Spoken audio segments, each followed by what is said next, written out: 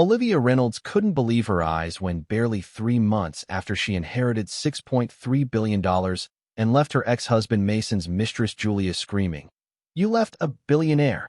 In that parking garage, Mason walked into family court with an army of lawyers demanding full custody of their baby daughter Naomi, claiming that a grieving billionaire was mentally unstable and unfit to parent. The same man who divorced his pregnant wife 24 hours after her father's death. The same man who'd married his mistress while Olivia's hands still smelled like funeral flowers was now standing in front of a judge arguing that he deserved to raise the billion-dollar baby he had abandoned. But what shattered Olivia's heart into pieces she could barely hold together wasn't just Mason trying to take her baby. It was seeing Julia sitting in the courtroom gallery, no longer his wife after their 6-week marriage imploded, but now his expert witness, ready to testify that Olivia was an unfit mother. The mistress who'd whispered, "Finally," when Olivia's father died was now trying to help Mason steal the granddaughter Lucas never got to meet. What Mason didn't know as he presented his custody petition, what Julia didn't know as she prepared to lie under oath, was that Olivia's father had predicted this exact moment in a sealed letter he'd left with his attorney to be opened only if Mason ever tried to claim parental rights. Her father had written 3 devastating words that would become Olivia's weapon: "Show no mercy." And inside that letter was evidence, recordings, proof of things about Mason that would destroy him in ways he never imagined. So the question isn't just what happened after she inherited $6.3 billion and left his mistress screaming. It's this: what does a billionaire mother with her father's protection from beyond the grave do when her ex-husband tries to weaponize the court system to steal her child? How does a woman who lost everything find the strength to fight the man who once made her beg him to stay? And what secrets did Olivia's father uncover about Mason in those final weeks before he died? Secrets so dark, so damning that when the judge heard them, Mason wouldn't just lose custody, he'd lose everything. Because what Olivia did next didn't just leave Mason and Julia screaming. It left the entire city questioning everything they thought they knew about power, justice, and what happens when you underestimate a mother's love. But I'm getting ahead of myself. To understand how we got here, I need to take you back to 3 months after the parking garage scream, to the morning Olivia opened her father's music box and found the letter that would change everything. Listen, if you missed part 1 of this story, you need to go back and read it first, because what's about to happen will hit 10 times harder when you know how Olivia got here. But if you're already caught up, then you know that sometimes the battles you think you've won are just the beginning of the war. Now let's go back to that music box, because what her father left inside would arm Olivia for the battle of her life. Welcome back to Tales of the Fireplace Family. Here, we share stories that remind us of one truth: love and loss touch every soul, no matter who we are. We never know when, how, or why, but love always finds us, and its stories deserve to be told. If you're new here, subscribe and hit the notification bell so you never miss the moments that change everything. And to our returning hearts, thank you. Your presence keeps this fire burning. Stay with us till the end. Share your thoughts, and tell us where in the world you're watching from. Let us continue. The music box sat on Olivia's dresser in her Brooklyn brownstone, wrapped in tissue paper that had yellowed slightly with time. It had arrived 3 days ago, Naomi's 3-month birthday, delivered by Nicholas Hartwell with a simple note. Asterisk, your father left instructions that you were to receive this on your daughter's 3-month milestone. He said you'd know when to open it. Asterisk. Olivia had been staring at it for those 3 days, afraid of what it might contain. Another letter. Another reminder of the man she'd lost. Another wave of grief she wasn't sure she could survive while caring for a newborn alone. But that morning, with Naomi sleeping peacefully in her crib and September sunlight streaming through the windows of the nursery her father had designed but never got to see, Olivia finally opened it. The music box was beautiful, hand-carved rosewood with inlaid mother-of-pearl depicting a father holding his daughter under a starry sky. When she lifted the lid, a gentle melody began to play, a lullaby her father used to hum to her when she was small. Inside, nestled in velvet, was a USB drive and a sealed envelope with her father's handwriting. Open only if Mason tries to take Naomi. Trust me, baby girl. I've got you. Olivia's hands trembled as she stared at those words. Her father had known. Even 3 months before he died. Even while fighting cancer. Even while Mason was pretending to be a devoted husband, her father had known this would happen. She wanted to open the envelope right then, wanted to see what he'd left her. But something stopped her. Some instinct that said, asterisk not yet. Wait until you need it. Wait until the moment is right. Asterisk. She placed the music box in her safe next to the documents from her inheritance and tried to push it from her mind. That lasted exactly 2 weeks. Olivia was in her home office, Naomi napping in a bassinet beside her desk, when her phone rang. Unknown number. She almost didn't answer, but something made her pick up. Olivia Reynolds. Miss Reynolds. A professional female voice, clipped and cold. This is Jennifer Walsh from the law offices of Brennan & Associates. I'm calling on behalf of my client, Mason Richardson, regarding a custody matter concerning the minor child Naomi Lucas Reynolds. The floor dropped out from under Olivia's world. Custody matter. Mr. Richardson is filing for full physical and legal custody of his daughter. You'll be served with papers within 48 hours. We'd hoped to resolve this amicably, but given your current mental state and the concerns about your fitness as a parent, my client feels he has no choice but to pursue this through the courts. My mental state. Olivia's voice was ice. I'm perfectly fine. I'm raising my daughter. What concerns? The concerns outlined in the petition. You'll see them when you're served. We'll be in touch. The lawyer hung up. Olivia sat there, phone in her hand, staring at nothing. He was trying to take her baby. The man who'd abandoned her while pregnant. The man who'd married Julia while her father's grave was still fresh. He was trying to take the only family she had left. Naomi stirred in her bassinet, making the small sounds that meant she'd wake soon.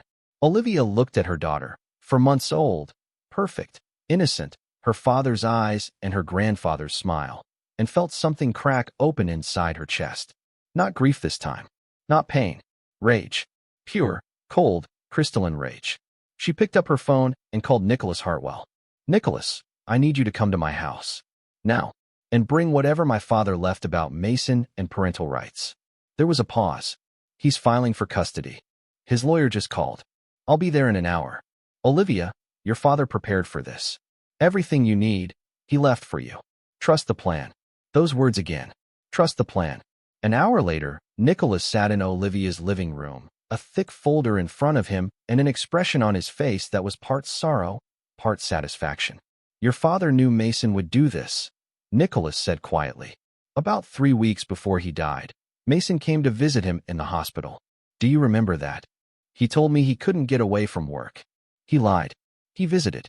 And your father, sick as he was, recorded the entire conversation. Nicholas pulled out his laptop and turned it toward Olivia. Your father was very careful about this. Everything was done legally. One-party consent recording in a hospital room where Mason had no expectation of privacy. It would be admissible in court. He pressed play. The video showed her father in his hospital bed, looking frail but alert. Mason entered and the change in his demeanor was instant. Impatient, uncomfortable, checking his watch. Hey, Lucas, how you feeling? Like I'm dying, Mason. Because I am. Right? Yeah. Listen, I can't stay long. Got a work thing, but I wanted to talk to you about something important. Go ahead. Mason shifted uncomfortably. It's about Olivia and the baby. I'm just going to be straight with you. I don't think I can do this. The marriage, the kid, all of it. It's not what I signed up for. Olivia's hand went to her mouth. This was 3 weeks before her father died. While she was still pregnant, while Mason was still pretending everything was fine. You signed up for marriage vows, her father said quietly. In sickness and in health, for better or worse. Yeah, well, things change. Olivia's different now. She's all focused on you being sick and the pregnancy. She's not the woman I married. And honestly, with you going, I'm looking at being stuck supporting her and a kid on my salary alone. That's not sustainable. Sustainable. Her father's voice carried barely controlled anger. My daughter is having your child, and you're talking about sustainability like she's a business expense? I'm being realistic. And look, I hate to bring this up, but do you have life insurance? Anything that might help offset costs after you're gone? Olivia felt sick. He'd asked her dying father for money. I have something better than life insurance, Mason. I have clarity. I see exactly who you are now. And I want you to know something. My daughter's going to be fine when I'm gone. Better than fine. You, on the other hand, are going to spend the rest of your life regretting this conversation. Whatever, man. I'm just being honest. So am I. Get out of my room. The video ended. Nicholas closed the laptop. That was recording number 1. There are 3 more, all equally damning. Your father also hired a private investigator who documented Mason's affair with Julia. Dates, times, hotel receipts, everything. He pulled out another document. And here's the part Mason doesn't know.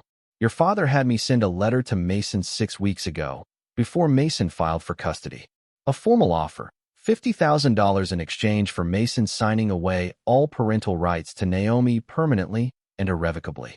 No contact, no custody, no claims to her or her inheritance. Ever. What did Mason say? He didn't respond. He threw the letter away. We know because the PI retrieved it from his trash.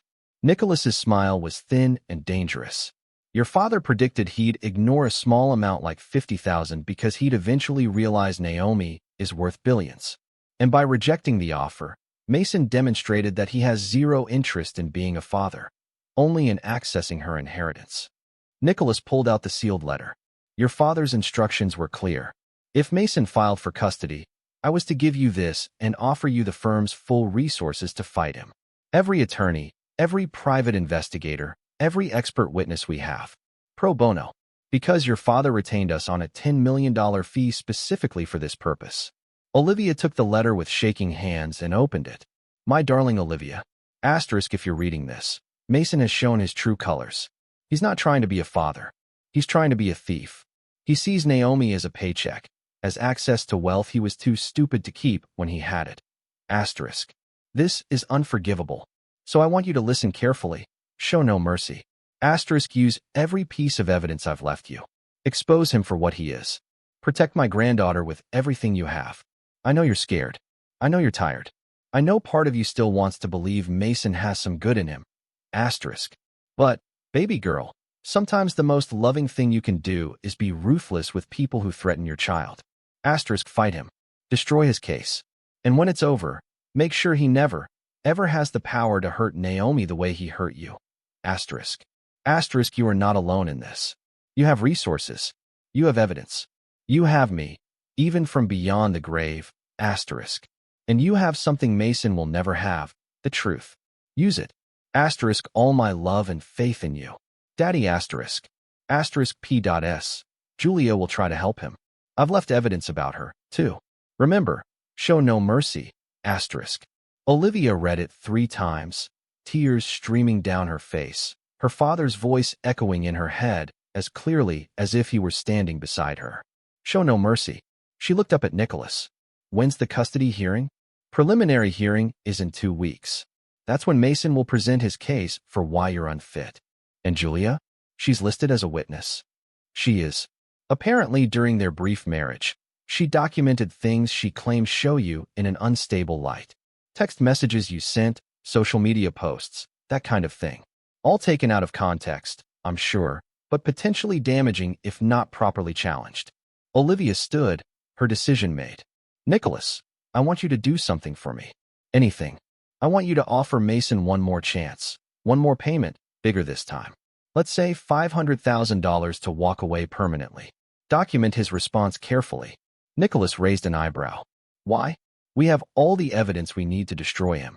Olivia smiled, and it was her father's smile, the one that said she knew exactly what she was doing.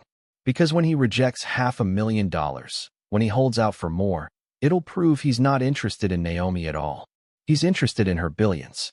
And that, Nicholas, is going to destroy him in court more effectively than anything else we could present. Nicholas's expression shifted to admiration.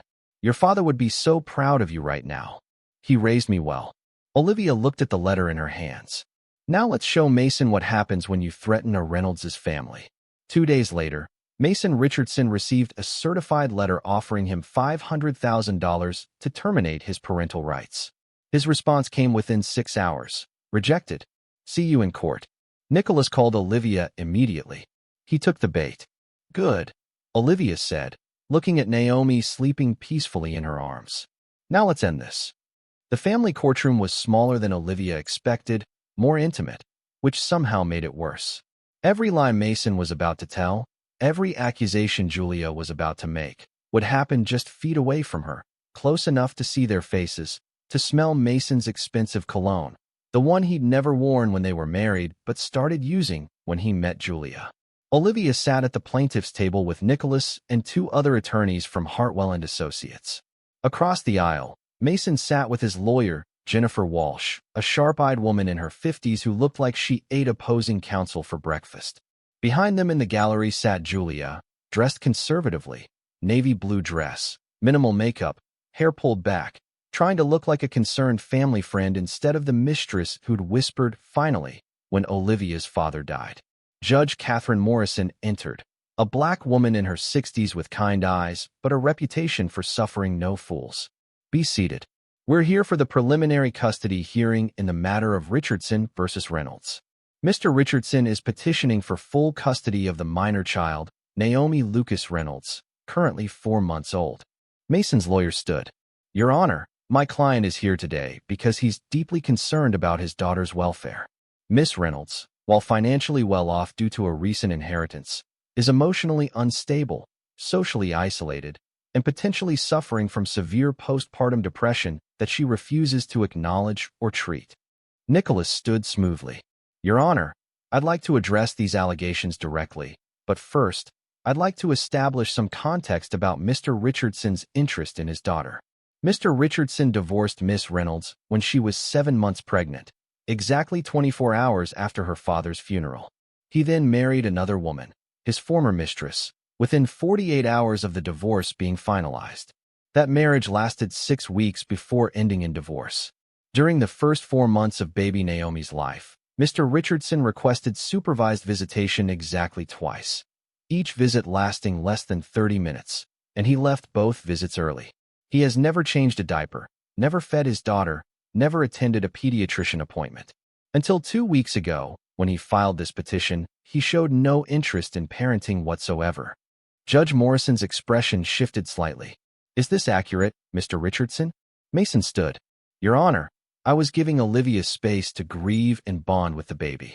I didn't want to intrude during a difficult time. You didn't want to intrude, the judge repeated slowly. On your own daughter's life? I was being respectful of Olivia's process. I see. Miss Walsh, what evidence do you have of Miss Reynolds' alleged instability? Walsh pulled out a folder. We have documentation from Miss Julia Chun, who briefly lived with Mr. Richardson and observed Miss Reynolds during custody exchanges. We have text messages showing erratic behavior, social media posts that demonstrate. Your Honor, Nicholas interrupted. I'd like to impeach Miss Chin's credibility as a witness before we proceed with her testimony. On what grounds? On the grounds that Miss Chun is the woman Mr. Richardson committed adultery with during his marriage to Miss Reynolds, that she has a documented history of hostility toward my client, and that she has a vested financial interest in Mr. Richardson gaining custody. Walsh's face tightened. Miss Chun has no financial interest in this case. Actually, she does. Nicholas pulled out his own folder. Miss Chun filed for bankruptcy 3 months ago with debts exceeding $200,000. She lost her job 2 months ago after the scandal of her affair with Mr. Richardson became public at her workplace. She's currently unemployed, living in a sublet apartment, and according to text messages we've subpoenaed, she and Mr. Richardson have discussed what they would do with access to Naomi's trust fund. That's not true. Julia stood up in the gallery. Sit down, please, Judge Morrison said sharply. Miss Walsh, is your witness testifying today? She is, Your Honor. Then call her now. I want to hear this directly. Julia was sworn in, her hand shaking slightly on the Bible. She sat in the witness box trying to maintain her composure, but Olivia could see the cracks forming. Walsh started gently. Miss Chun, how do you know the parties in this case? I worked with Mason, Mr. Richardson, at his company. We became close friends, and eventually we fell in love. I know it wasn't ideal timing, but these things happen. And you've observed Miss Reynolds' behavior? Yes. During the 2 custody exchanges I was present for, Olivia was clearly unstable. She was crying, erratic, saying bizarre things. She told Mason he'd regret everything, that karma was coming for him. She seemed paranoid and disconnected from reality. And these observations concerned you? Very much. I'm worried about baby Naomi being raised by someone so emotionally volatile. Nicholas stood for cross-examination, and his smile was deadly.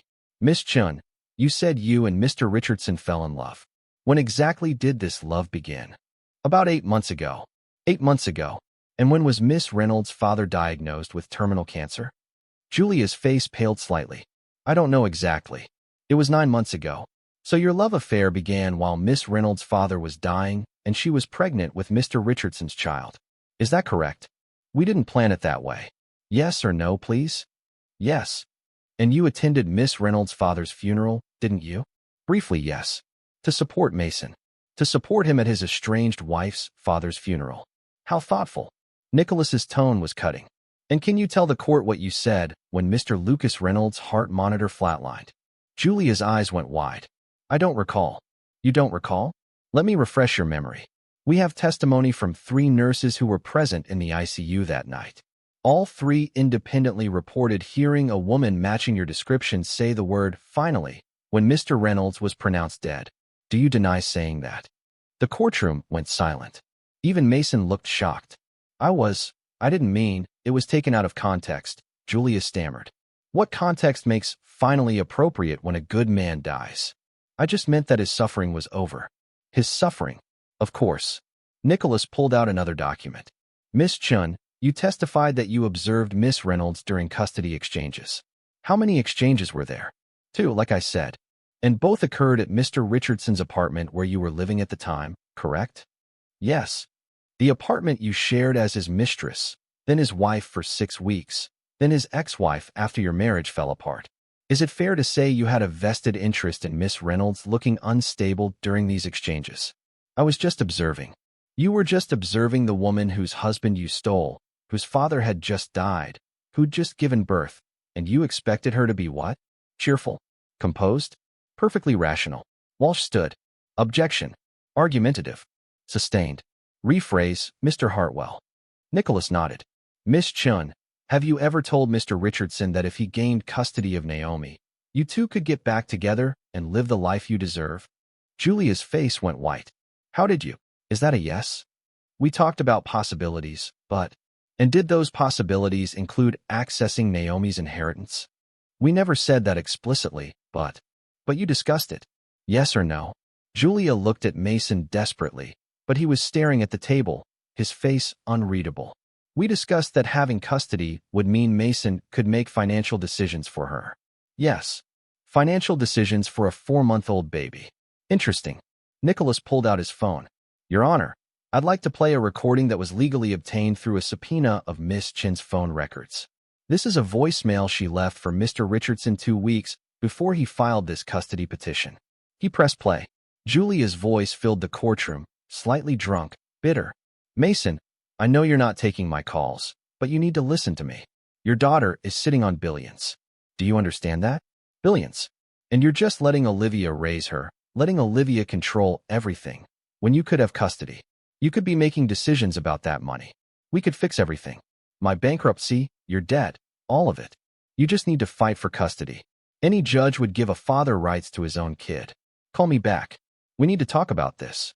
The courtroom erupted. Judge Morrison banged her gavel. Marcus looked like he wanted to disappear into the floor. Julia was crying now, her careful composure completely shattered. Miss Chun, Nicholas said quietly, does that sound like someone concerned about a child's welfare or someone concerned about a child's bank account? I was just trying to help. Help yourself to a 4-month-old's inheritance. I have no further questions for this witness. Julia practically ran from the stand, rushing out of the courtroom in tears. Mason sat frozen, realizing too late that bringing Julia had destroyed any credibility he might have had. Judge Morrison looked at Walsh. Do you have any other witnesses? We have Mr. Richardson himself, Your Honor. Call him. Mason took the stand, sworn in, looking significantly less confident than he had an hour ago. Walsh tried to salvage the situation. Mr. Richardson, can you explain your relationship with your daughter? I love Naomi. She's my child. I want to be in her life. And why are you seeking custody now? Because I'm concerned about Olivia's mental state. She's isolating. She's struggling. And I think Naomi would be better off with me. Nicholas stood for cross-examination, and Olivia saw the predator in him now. Mr. Richardson, you testified that you love your daughter. How much did you contribute to her birth? Hospital bills, prenatal care, baby supplies. How much? Mason shifted uncomfortably. Olivia had insurance through her father's estate. So $0. Is that correct? I was going through a difficult financial transition. A transition that included a $30,000 wedding to Miss Chun. You had money for that, but not for your daughter's birth. That was different. Indeed it was. Mr. Richardson, do you know your daughter's pediatrician's name? Mason went blank. Olivia handles the medical stuff. What about her favorite toy? Her sleep schedule? Whether she's been vaccinated? I haven't been given access to that information. You haven't asked for it. In 4 months, you've attended exactly 0 pediatrician appointments, 0 midnight feedings, 0 diaper changes. But now you want full custody. Can you explain why? Because I'm her father. You're her biological father. But Mr. Richardson, let me ask you something else. 3 weeks ago, you were offered $500,000 to terminate your parental rights. You rejected it. Why? Because my daughter isn't for sale. Interesting. Because 2 weeks before that, you were offered $50,000 for the same thing. You ignored that offer completely. Can you explain why $50,000 wasn't enough, but $500,000 was still not enough? Mason's lawyers started to object, but Mason cut her off, his temper flaring. Because I know what my daughter is worth. She's going to inherit billions, and I'm her father, so I have rights. He stopped, realizing what he'd just said. The courtroom went silent. Nicholas smiled. So this is about money. Thank you for clarifying. Your Honor, I'd like to enter into evidence the recording we discussed earlier, the one where Mr. Richardson visits his dying father-in-law and asks about life insurance money. Objection. Walsh was on her feet. That recording is prejudicial. It's directly relevant to Mr. Richardson's motivations, Your Honor. This man asked his dying father-in-law if there was money that could offset the burden of supporting his pregnant wife. The court needs to hear who we're really dealing with. Judge Morrison considered. I'll allow it. Play the recording. The courtroom listened in horrified silence as Mason's voice filled the space, asking Lucas Reynolds about life insurance, calling Olivia and the baby unsustainable, treating his dying father-in-law like a potential ATM. When it ended, Judge Morrison looked at Mason with undisguised disgust. Mr. Richardson, I've been a family court judge for 17 years. I've seen parents fight over custody for many reasons, some noble, some petty, some misguided. But I have never, in all my years, seen someone as transparently motivated by greed as you are right now. Your Honor, I love my daughter. You love her inheritance. There's a difference. Do you have any evidence, any at all, that Miss Reynolds is actually an unfit mother? Not that she's grieving, not that she's tired, not that she blocked you on social media after you married your mistress. Actual evidence of unfitness. Mason looked at his lawyer desperately. Walsh stood. Your Honor, we believe the totality of circumstances. The totality of circumstances shows me a young woman who lost her father, was abandoned by her husband, gave birth alone, and is raising her child with dignity despite all of that. And it shows me a man who ignored his daughter for 4 months, rejected reasonable financial settlements, and only became interested in parenting when he learned about her inheritance. Judge Morrison closed the file in front of her. Mr. Richardson, I'm denying your petition for custody. Furthermore, I'm ordering a psychological evaluation before you're granted even supervised visitation. And I'm referring this case to the court's fraud investigation unit because I believe you filed this petition in bad faith with the intent to access a minor child's finances. Mason went white. Your Honor, please. We're done here. Miss Reynolds retains full custody. Mr. Richardson, you're lucky I'm not holding you in contempt for wasting this court's time. We're adjourned. The gavel came down like a gunshot. Olivia sat perfectly still, barely breathing as the reality sank in.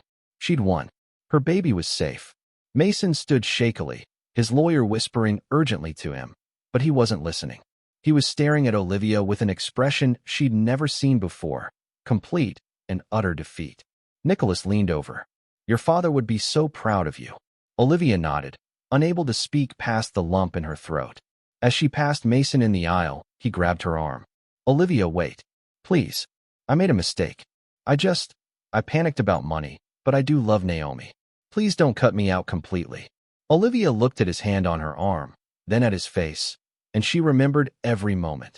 The hospital room where her father died, while Mason texted about work, the apartment where he'd announced he was leaving, the 4 months of Naomi's life he'd ignored completely. She pulled her arm free. You're right about one thing, Mason. You did make a mistake. Actually, you made several. But the biggest one was thinking I was weak. Thinking I'd fold. Thinking my daughter was a prize you could claim whenever you felt like it. Her voice was quiet, deadly calm. My father taught me something important. He taught me that mercy is for people who deserve it. And you don't. She walked out of the courtroom, leaving him standing there, broken and alone. Outside, the afternoon sun was bright, almost blinding after the dim courtroom. Olivia stood on the courthouse steps, breathing in the spring air, feeling lighter than she had in months. Her phone buzzed. A text from the nanny. Naomi just rolled over for the first time. She's so strong, just like her mama. Olivia smiled through tears, looking up at the sky, imagining her father somewhere out there smiling back. We did it, Daddy, she whispered. We won. But even as she said it, she didn't know that the real battle was just beginning. Because Julia, humiliated and desperate, was about to do something that would force Olivia to unleash the full power of her inheritance in ways that would shock the entire city. Olivia thought the courtroom victory was the end. She thought Mason and Julia would disappear into their shame, lick their wounds in private, and leave her alone to raise Naomi in peace. She was wrong.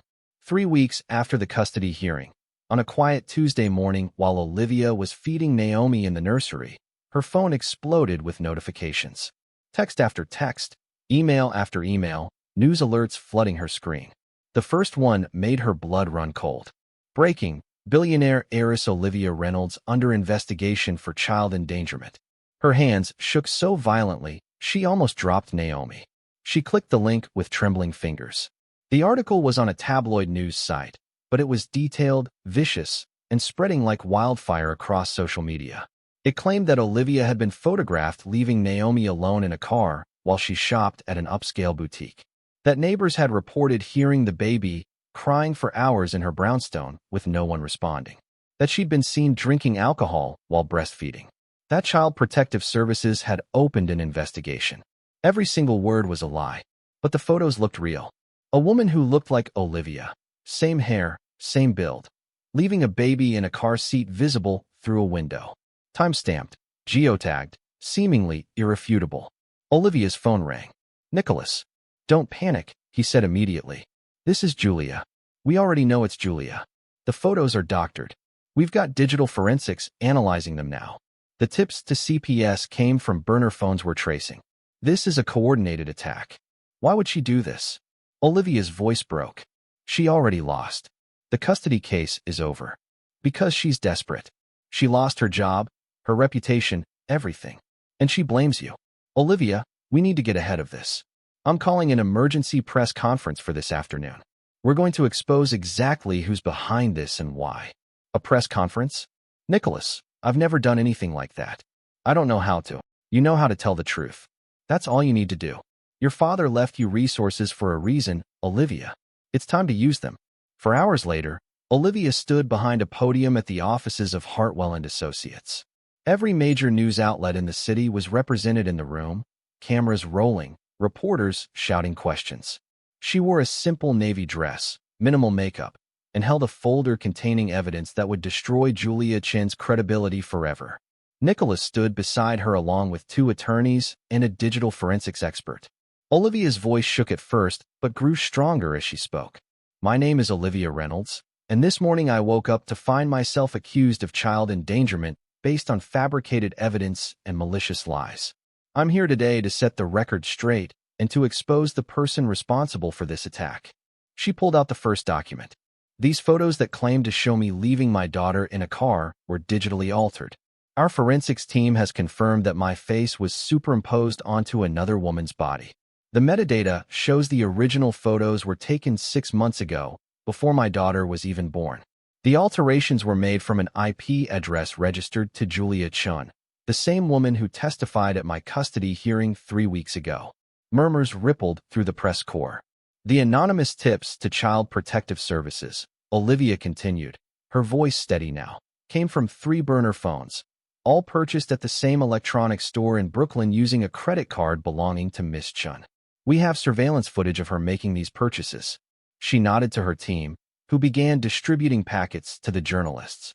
You'll find in your packets complete documentation of Miss Chin's campaign of harassment against me over the past 4 months. Fake social media accounts created to spread rumors about me. Emails sent to my foundation's board members claiming I was embezzling funds. Anonymous calls to Naomi's pediatrician claiming I was abusing my daughter. All traced back to Miss Chun. A reporter stood. Why would she do this? What's her motivation? Olivia's expression hardened. Miss Chun had an affair with my ex-husband while my father was dying and I was pregnant. She encouraged him to divorce me and marry her, which he did 24 hours after my father's funeral. When their marriage fell apart 6 weeks later, she encouraged him to file for custody of my daughter, not out of concern for Naomi's welfare, but because she believed controlling my daughter would give them access to her inheritance. When that custody case failed, Miss Chun apparently decided to destroy my reputation instead. What do you want to happen to her? Another reporter called out. I want her to face consequences. I'm filing a civil lawsuit for defamation, harassment, and intentional infliction of emotional distress. I'm also filing a criminal complaint for falsifying evidence and making false reports to government agencies. And I'm going to make sure that every person she's tried to deceive knows exactly who she is and what she's done. The press conference lasted another 30 minutes, with Olivia calmly dismantling every lie, presenting every piece of evidence, and demonstrating exactly what happened when you came for a Reynolds' family. By that evening, the narrative had completely flipped. The tabloid that ran the original story issued a retraction and apology. Julia's social media was flooded with outrage, and the district attorney's office announced they were opening a criminal investigation. But Olivia wasn't done. 2 days later, Olivia held another press conference, this one to announce something that would define her legacy far more than any custody battle or revenge plot. When my father died 6 months ago, Olivia said, standing in front of a building in the neighborhood where she'd grown up, he left me more than money. He left me a mission. He wanted me to help women who felt powerless, abandoned, alone. Women like I was 6 months ago, grieving and pregnant and terrified. She gestured to the building behind her, a beautiful renovated brownstone with wraparound accessibility, bright windows, and a welcoming entrance. So today I'm announcing the opening of the Lucas Reynolds Center for Women and Children. She listed the services: free legal services for women going through divorce or custody battles, free child care for single mothers trying to work or go to school, free counseling for women dealing with grief, trauma, or postpartum depression, free job training and placement services, and emergency housing for women fleeing dangerous situations. We're opening 10 of these centers across the city over the next year, funded by the Reynolds Foundation with an initial commitment of $200 million. Because no woman should have to face what I faced alone, and no child should suffer because their mother doesn't have resources. A reporter raised her hand. Is this a response to what Julia Chun tried to do to you? Olivia smiled. No, this was always the plan. My father set this in motion before he died. But what Miss Chun tried to do reminded me of something important. The best response to people who try to destroy you isn't destruction. It's creation. She wanted to tear me down. Instead, I'm going to build something that will outlast all of us. The centers opened 3 months later to overwhelming demand. In the first week, they helped 53 women. By the end of the first month, that number was 212. By the end of the year, the Lucas Reynolds Centers had served over 3,000 women and children across the city. And Olivia discovered something she hadn't expected: healing. Every woman she helped, every child she gave a safe place to play, every mother who walked into her center terrified and walked out with a plan and hope. Each one healed a small piece of the wound Mason and Julia had left. She wasn't doing this for revenge anymore. She was doing it because it mattered. Because her father had taught her that real wealth isn't what you keep, it's what you give away.